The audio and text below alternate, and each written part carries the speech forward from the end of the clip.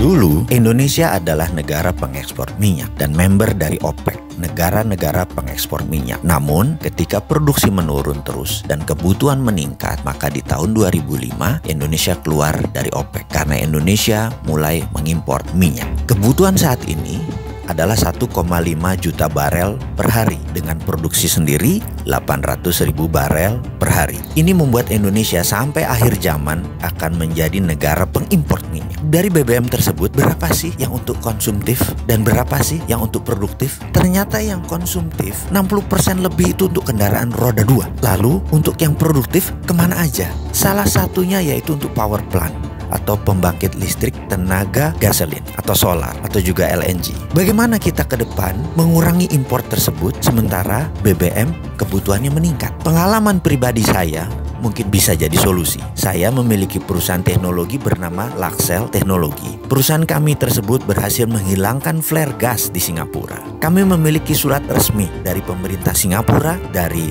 Shell, dan dari Mobil Oil atas suksesnya menghilangkan 5 flare gas dan menjadi zero flaring. Dengan teknologi ini, bagaimana kalau kita membuat dua hal dengan satu tenaga? Kita menjadi negara pertama di dunia yang berhasil menghilangkan gas suar bakar atau flare gas, dan kedua adalah kita menjadi negara yang mendukung lingkungan hidup, yaitu fight global warming. Kita tahu bahwa saat ini ada lebih dari 700 mm SCFD. Flare gas dibakar setiap harinya di 8 provinsi di Indonesia. Terbesar di wilayah Sumatera dan di Blok Cepu. Sekali lagi, flare tersebut dibuang percuma. Kalau dinilai dengan uang, maka nilai 700 mm FCFD itu adalah 5 triliun rupiah per tahun yang kita buang. Kedepan mengapa kita tidak memanfaatkan sampah ini? Flare gas tadi jugalah yang membuat Indonesia dalam statistik global warming lingkungan hidup dunia memberikan kontribusi penyebab panas bumi lebih dari 5%. Saya jamin dalam 5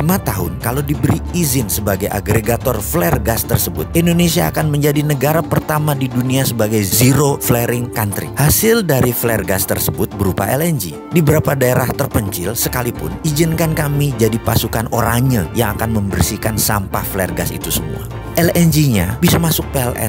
Energinya PLN kan masih kurang. LNG tersebut bisa PLN beli dengan harga murah dan distribusikan ke pembangkit listrik tenaga gas atau pembangkit listrik berbasis gasolin, biasanya juga dual combustion, bisa pakai gas, bisa pakai BBM. Ditambah lagi ada 18 power plant di Indonesia Timur yang pakai BBM yang bisa diganti gas. Untuk ini ada kelebihan yang lainnya. Pada saat regas gas LNG tadi ada dingin terbuang kira-kira minus 170 derajat Celcius yang bisa kita tangkap untuk dibuat cold storage untuk ikan. Cold storage tadi untuk meningkatkan hasil nelayan di mana energinya gratis. Tentunya cold storage tadi disiapkan oleh pemerintah. Hal itu semua akan mengurangi import gas 5 triliun per tahun. Juga PLN mendapatkan LNG. Apa syaratnya untuk itu semua? Cuma 2, yaitu PLN menerbitkan GSA, Gas Sales Agreement, dan negara kasih izin flare gas agregator. Semoga ide ini bermanfaat.